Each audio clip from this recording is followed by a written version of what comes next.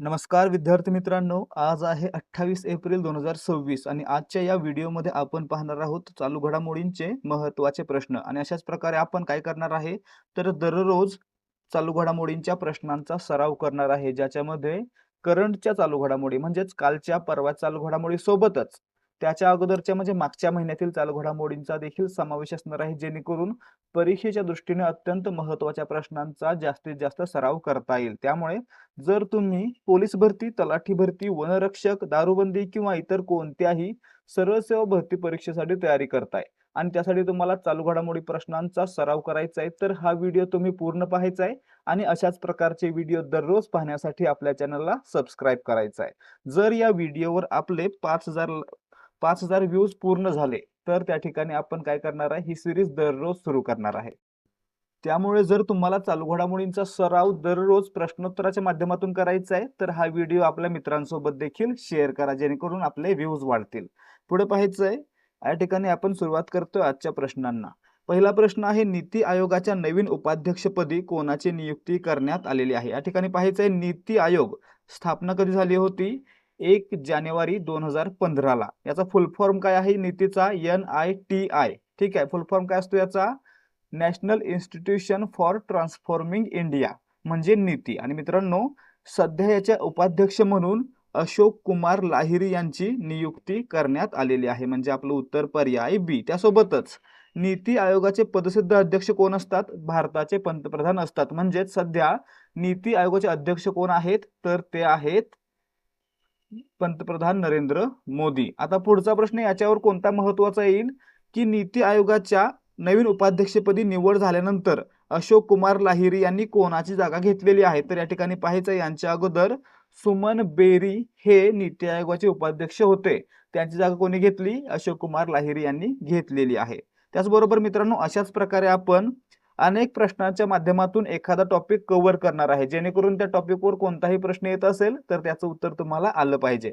आणि मित्रांनो, जर इथपर्यंत माहिती समजत असेल तर व्हिडिओला लाईक करा आणि आपल्या चॅनलला जर तुम्ही अजून सबस्क्राईब केलं नसेल तर सबस्क्राईब करा। या ठिकाणी दुसरा प्रश्न पहा, अशोक कुमार लाहिरी हे कोणत्या राज्याच्या विधानसभेचे विद्यमान आमदार आहेत? या ठिकाणी पहा, अशोक कुमार लाहिरी हे पश्चिम बंगाल राज्याच्या विधानसभेचे विद्यमान आमदार आहेत, म्हणजे आपलं उत्तर या ठिकाणी पर्याय सी असणार आहे। अशोक कुमार लाहिरी कोण आहेत? आपण वरच्या प्रश्नामध्ये पाहिलं, नीती आयोगाचे नवीन उपाध्यक्ष आहेत। पुढे पाहायचं प्रश्न क्रमांक 3, अशोक लाहिरी यांनी भारताचे कितवे मुख्य आर्थिक सल्लागार म्हणून काम पाहिले आहे? या ठिकाणी पहा, या अगोदर अशोक लाहिरी हे भारताचे 12वे मुख्य आर्थिक सल्लागार म्हणजेच चीफ इकॉनॉमिक ॲडवायझर म्हणून काम केलेलं आहे, म्हणजे आपलं उत्तर पर्याय बी असणार आहे, 12वे। आता पुढे चौथा प्रश्न, नीती आयोगाचे पदसिद्ध अध्यक्ष कोण असतात? तर भारताचे पंतप्रधान, म्हणजे आपलं उत्तर या ठिकाणी काय असलं पाहिजे? पर्याय बी। भारताचे पंतप्रधान हे नीती आयोगाचे पदसिद्ध अध्यक्ष असतात। आता याच्या पुढे जाऊन आणखी प्रश्न असणार आहेत, ते आपण पुढे पाहूयात। प्रश्न क्रमांक 5 आहे, नीती आयोगाच्या उपाध्यक्षाला कोणता दर्जा प्राप्त असतो? या ठिकाणी पाहायचं आहे, नीती आयोगाच्या उपाध्यक्षांना कॅबिनेट मंत्री पदाचा दर्जा प्राप्त असतो, म्हणजे पर्याय बी आपलं उत्तर आहे।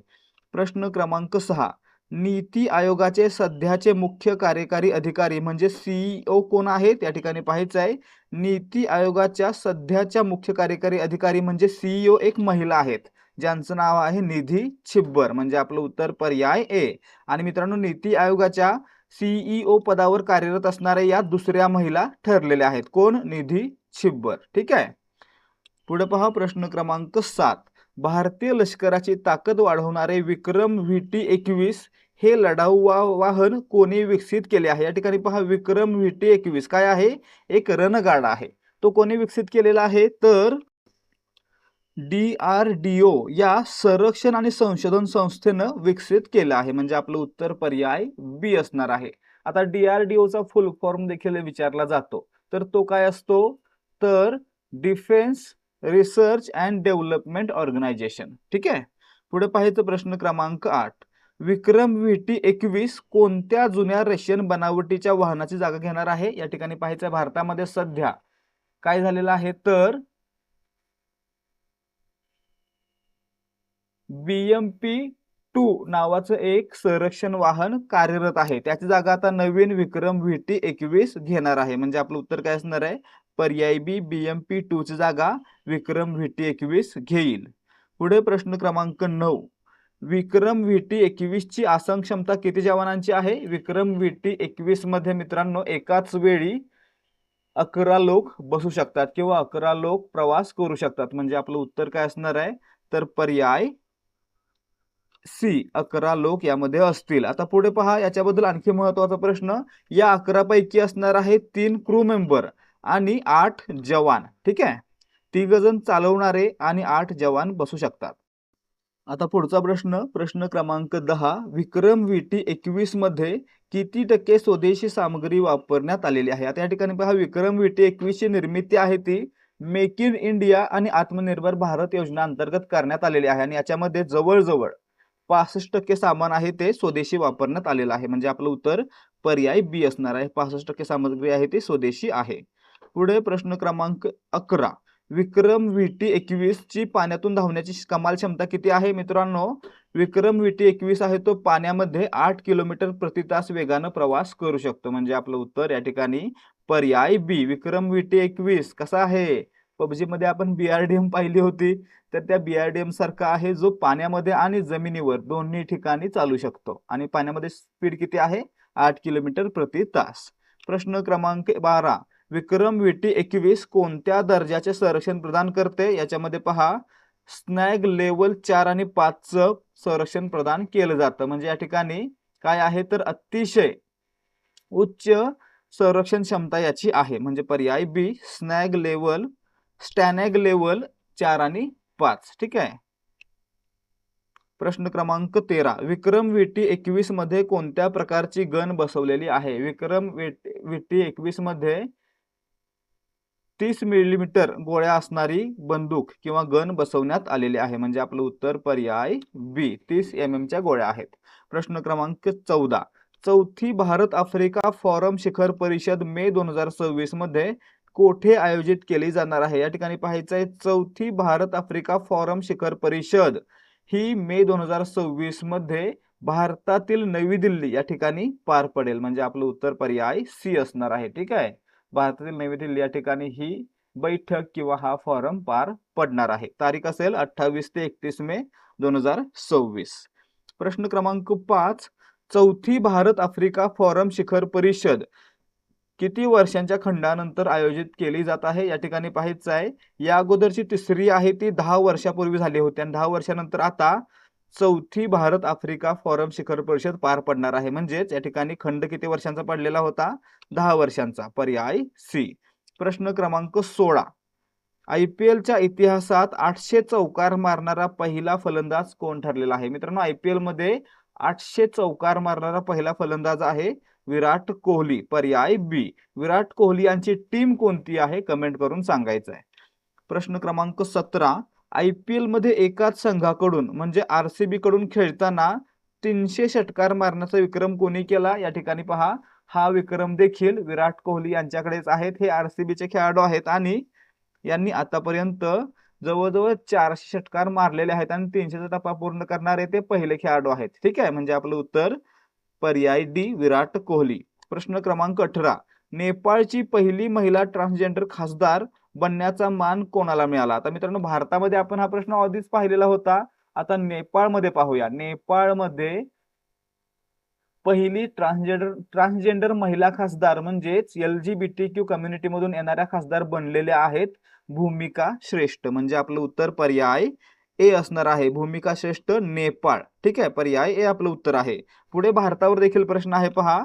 भारतातील पहिल्या खुल्या LGBTQ राज्यसभा खासदार कोण आहेत? तर त्यांचं नाव काय? मेनका गुरुस्वामी, राज्य पश्चिम बंगाल. ठीक आहे, पर्याय ए आपलं उत्तर आहे. प्रश्न क्रमांक 20. राष्ट्रीय मागासवर्ग आयोगाचे म्हणजे NCBC चे अध्यक्ष म्हणून नुकतीच कोणाची नियुक्ती झाली आहे? NCBC राष्ट्रीय मागासवर्गीय आयोग याच्या अध्यक्ष म्हणून साध्वी निरंजन ज्योती यांची नियुक्ती नुकतीच करण्यात आली होती. म्हणजे आपलं उत्तर पर्याय बी. आता या ठिकाणी पहा पुढचा प्रश्न. राष्ट्रीय मागासवर्गीय आयोगाची स्थापना कोणत्या घटनादुरुस्तीनुसार केली गेली आहे? तर या ठिकाणी पाहायचं याची स्थापना आहे ती 102व्या घटनादुरुस्तीनुसार केली जाते किंवा 102व्या घटनादुरुस्तीनुसार राष्ट्रीय मागासवर्गीय आयोगाला घटनात्मक दर्जा प्राप्त झालेला आहे. प्रश्न क्रमांक 21 जागतिक ग्राफिक्स दिन दरवर्षी कधी साजरा केला जातो? या ठिकाणी पहा दरवर्षी 27 एप्रिल म्हणजे कालचा दिवस हा जागतिक ग्राफिक्स दिवस म्हणून साजरा केला जातो. म्हणजे आपलं उत्तर पर्याय सी असणार आहे. प्रश्न क्रमांक 22 नुकतेच निधन झालेले रघु राय हे कोणत्या क्षेत्रातील प्रसिद्ध व्यक्तिमत्व होते? रघु राय कोण होते? रघु राय हे एक फोटोग्राफर होते. म्हणजे आपलं उत्तर काय असणार आहे? हे छायाचित्रण म्हणजे फोटोग्राफीशी संबंधित होते. पर्याय सी. प्रश्न क्रमांक 23 स्टेट बँक ऑफ इंडियाने आपले महाराष्ट्र सर्कलचे मुख्यालय मुंबईहून कोणत्या शहरात हलवण्याचा निर्णय घेतलेला आहे? या ठिकाणी पाहायचं आहे SBIनं म्हणजे स्टेट बँक ऑफ इंडियानं आपलं महाराष्ट्र सर्कलचं मुख्यालय आहे ते मुंबईतून पुण्यामध्ये हलवण्याचा निर्णय घेतलेला आहे. म्हणजे आपलं उत्तर या ठिकाणी पर्याय डी असणार आहे, पुणे. पुढे प्रश्न क्रमांक 24 आहे 2026 मध्ये जागतिक पशुवैद्यकीय दिन म्हणजे वर्ल्ड वेटरनरी डे कोणत्या तारखेला साजरा केला जातो?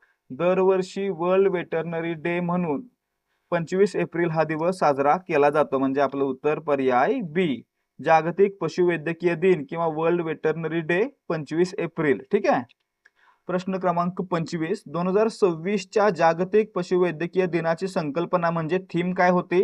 या ठिकाणी पाहायचं 2026 चा जागतिक पशुवैद्यकीय दिन कधी पार पडला?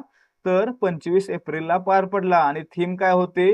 तर थीम होती veterinarians guardians of food and health. म्हणजे आपलं उत्तर पर्याय ए असणार आहे, veterinarians guardians of food and health.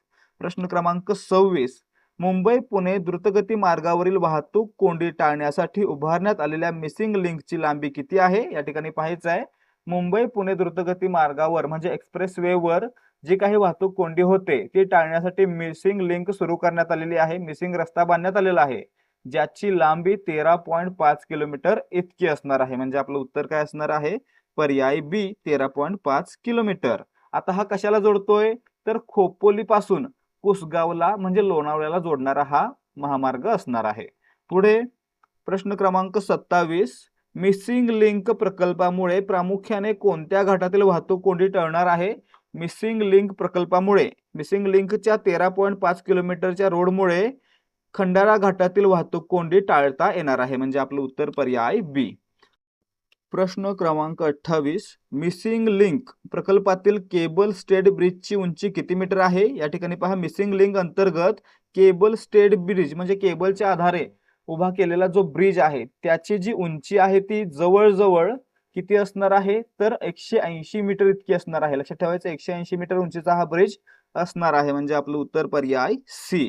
पुढे प्रश्न क्रमांक 29 मिसिंग लिंकवरील बोगद्याची रुंदी किती मीटर आहे? ही जगातील सर्वाधिक मानली जाते. या ठिकाणी पहा मिसिंग लिंकवर जो बोगदा आहे जे बोगदे आहेत त्यांची जी रुंदी असणार आहे ती जवळजवळ 23.50 मीटर असणार आहे जी जगामध्ये सर्वाधिक मानली जात आहे. म्हणजे आपलं उत्तर पर्याय डी 23.50. प्रश्न क्रमांक 30 आहे मिसिंग लिंक प्रकल्पाचा अंदाजित खर्च किती आहे? मिसिंग लिंक प्रकल्पासाठी अंदाजे 6,500 कोटी रुपयांचा खर्च येणार आहे. म्हणजे आपलं उत्तर या ठिकाणी पर्याय सी आहे. प्रश्न क्रमांक 31 BRS पक्षातून निलंबित झाल्यानंतर के कविता यांनी कोणत्या नवीन पक्षाची घोषणा केली आहे? या ठिकाणी पाहायचंय BRS हा पक्ष आहे कोणत्या राज्यामध्ये? तेलंगणामध्ये आहे. आणि याचं नाव काय आहे पूर्ण? तर भारत राष्ट्र समिती म्हणजे BRS.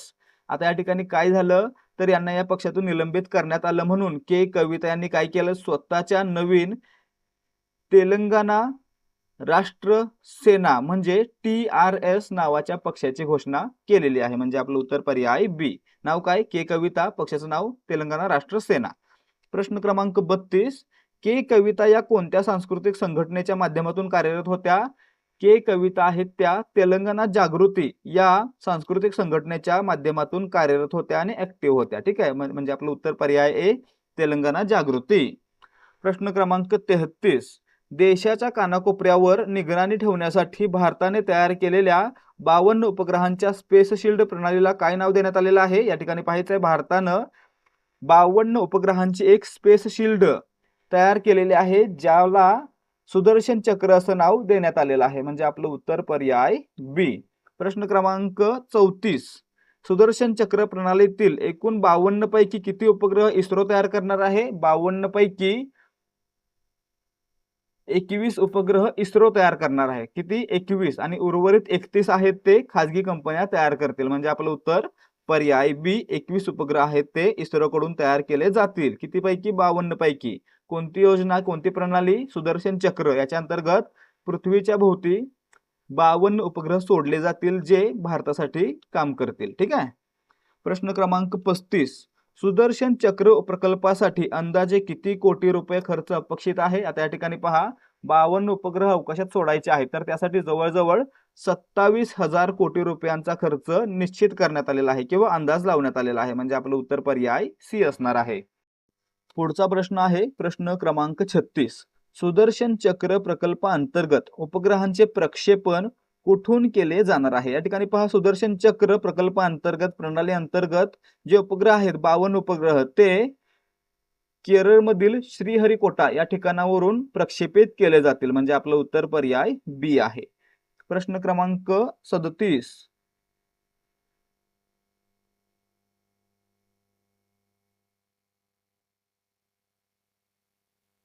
अमेरिकेने पश्चिम आशियाई प्रदेशात म्हणजे आखातात कोणती विमानवाहू युद्धनौका नुकतीच तैनात केलेली आहे? या ठिकाणी पहा, अमेरिकेनं आखाती प्रदेशामध्ये त्यांच्याकडून USS जॉर्ज H.W. बुश नावाची विमानवाहू युद्धनौका तैनात केलेली आहे. म्हणजे आपलं उत्तर पर्याय सी असणार आहे. प्रश्न क्रमांक 38. अमेरिकेची USS जॉर्ज H.W. बुश ही युद्धनौका कोणत्या जलमार्गावर नियंत्रण ठेवण्यासाठी प्रामुख्याने तैनात केलेली आहे? आता महत्वाचा प्रश्न आहे, कारण या ठिकाणी यावर प्रश्न बरेच आले होते पोलीस भरतीला. या ठिकाणी होर्मुझच्या सामुद्रधुनीवर, होर्मुझच्या जलमार्गावर नियंत्रण ठेवण्यासाठी अमेरिकेनं ही युद्धनौका या ठिकाणी तैनात केलेली आहे. म्हणजे आपलं उत्तर पर्याय बी.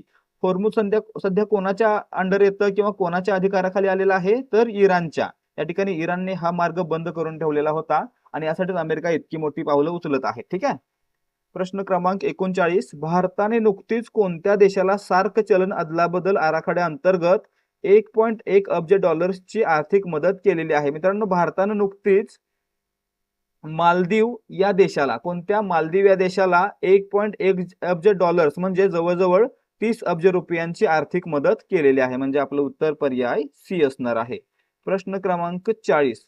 मालदीवचे विद्यमान राष्ट्राध्यक्ष कोण आहेत ज्यांच्या सरकारला भारताने मदत दिली आहे? या ठिकाणी पहा, मालदीवचे सध्याचे जे राष्ट्राध्यक्ष आहेत त्यांचं नाव आहे मोहम्मद मुइझ्झू. काय आहे? मोहम्मद मुइझ्झू. नाव लक्षात ठेवायचं. पर्याय क्रमांक डी आपलं उत्तर आहे. प्रश्न क्रमांक 41. जागतिक पेंग्विन दिन, वर्ल्ड पेंग्विन डे कोणत्या तारखेला साजरा केला जातो? दरवर्षी 25 एप्रिल हा दिवस जागतिक पेंग्विन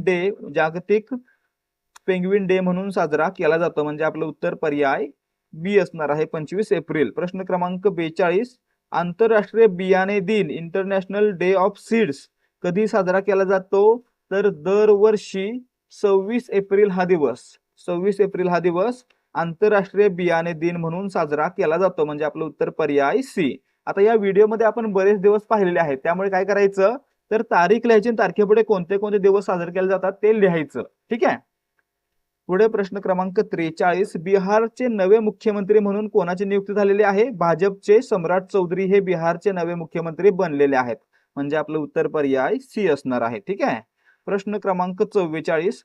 सुदर्शन चक्र प्रकल्पातील उपग्रह पृथ्वीपासून किती किलोमीटर अंतराच्या कक्षेत स्थापित केले जातील? या ठिकाणी पहा, सुदर्शन चक्र प्रकल्पातील उपग्रह आहेत ते पृथ्वीपासून जवळजवळ 500 ते 36,000 किलोमीटर या दरम्यान स्थापित केले जाणार आहेत. म्हणजे आपलं उत्तर असणार आहे पर्याय बी, 500 किलोमीटर ते 36,000 किलोमीटर. ठीक आहे. पुढे पहा, प्रश्न क्रमांक 45. विक्रम VT 21 चे उद्घाटन 25 एप्रिल 2026 रोजी कोणाच्या हस्ते झाले? विक्रम VT 21 काय आहे? एक संरक्षण वाहन आहे, एक रणगाडा आहे, BRDM सारखा रणगाडा आहे, ज्याचं उद्घाटन आहे ते डॉक्टर समीर व्ही कामत यांच्या हस्ते करण्यात आलं. म्हणजे आपलं उत्तर या ठिकाणी काय असलं पाहिजे? पर्याय बी, डॉक्टर समीर व्ही कामत. ठीक आहे. आता मित्रांनो, डॉक्टर समीर व्ही कामत यांनी का उद्घाटन केलेलं आहे? कारण याचं जे बांधकाम आहे किंवा याची जी बांधणी आहे ती DRDOने केलेली आहे आणि DRDOने केल्यामुळे DRDOचे अध्यक्ष कोण आहेत? समीर व्ही कामत आहेत, ज्यांनी याचं उद्घाटन केलेलं आहे. प्रश्न क्रमांक 36, नीती आयोगाचे नवीन पूर्णवेळ सदस्य म्हणून घोषित करण्यात आलेले अभय करंदीकर यापूर्वी कोणत्या मंत्रालयाचे सचिव होते? या ठिकाणी पहा, अभय करंदीकर हे पूर्वी विज्ञान आणि तंत्रज्ञान मंत्रालयाचे सचिव होते आणि मित्रांनो आता त्यांची नियुक्ती नीती आयोगाचे पूर्णवेळ सदस्य म्हणून करण्यात आलेले आहे. म्हणजे आपलं उत्तर पर्याय सी असणार आहे. ठीक आहे. ते आधी विज्ञान आणि तंत्रज्ञान मंत्रालयाचे सचिव होते. पुढे पहा प्रश्न क्रमांक 47, मिसिंग लिंक प्रकल्पातील पुलाचा म्हणजे केबल स्टेट ब्रिजचा पाया किती मीटर खोलीपर्यंत आहे? याची उंची आपण पाहिली 180 मीटर असणार आहे. ठीक आहे. आणि आपण काय पाहतोय आता, याची खोली किती मीटर आहे? तर याची खोली आहे किंवा याचा पाया आहे तो 28 मीटरचा असणार आहे. म्हणजे आपलं उत्तर पर्याय डी. पुढे पहा प्रश्न क्रमांक 48, अमेरिकेची USS जॉर्ज H.W. बुश ही युद्धनौका कोणत्या ऊर्जेवर चालणारी आहे? या ठिकाणी पहा, USS जॉर्ज H.W. बुश ही युद्धनौका आहे ती अमेरिकन आखाती देशांच्या प्रदेशामध्ये स्थापित केलेली आहे, ज्याची क्षमता मित्रांनो कशाची आहे? तर अण्वस्त्र वाहनाची आहे आणि ही अणुऊर्जेवर चालते. म्हणजे आपलं उत्तर काय असणार आहे? तर ही युद्धनौका आहे ती अणुशक्तीवर चालणारी आहे. प्रश्न क्रमांक 49, मालदीवला मदत देणारा सार्क चलन अदलाबदल आराखडा कोणत्या वर्षी सुरू झाला होता? या ठिकाणी पाहायचंय, भारतानं मालदीवला 1.1 अब्ज डॉलरची मदत केलेली आहे आणि यासाठी सार्क चलन अदलाबदल आराखडा आहे तो 2012 पासून सुरू होता. म्हणजे आपलं उत्तर पर्याय सी असणार आहे. ठीक आहे. 2012 पासून सुरू आहे. त्यासोबतच आणखी काय माहिती पाहिजे? मालदीवचे राष्ट्राध्यक्ष कोण आहेत? ठीक आहे. पुढे पहा प्रश्न क्रमांक 50, मिसिंग लिंक प्रकल्पाचे उद्घाटन 1 मे रोजी कोणाच्या हस्ते प्रस्तावित आहे? या ठिकाणी पहा, महाराष्ट्राचे मुख्यमंत्री देवेंद्र फडणवीस यांच्या हस्ते 1 मे रोजी मिसिंग लिंक प्रकल्पाचं म्हणजे 13.5 किलोमीटर हायवेचं उद्घाटन केलं जाईल. म्हणजे आपलं उत्तर पर्याय बी असणार आहे. हा पुढे प्रश्न आहे, कोणीतरी नवीन बोलवतील किंवा नितीन गडकरी यांना देखील बोलवलं जाऊ शकतं. या ठिकाणी आपण निश्चितपणे सांगू शकत नाही, परंतु या ठिकाणी महाराष्ट्र दिन आहे तर राज्याचे मुख्यमंत्रीच याचं उद्घाटन करू शकतात, हे प्रस्तावित आहे. ठीक आहे. तर या ठिकाणी आजचे प्रश्न समाप्त होत आहेत. जर तुम्हाला आजच्या प्रश्नांची उत्तर आणि स्पष्टीकरण आवडलं असेल तर व्हिडिओला लाईक करा आणि याच प्रकारचे व्हिडिओ दररोज पाहण्यासाठी आपल्या चॅनलला सबस्क्राईब करा. भेटूयात पुढच्या भागामध्ये. जय हिंद, जय भारत आणि जय महाराष्ट्र.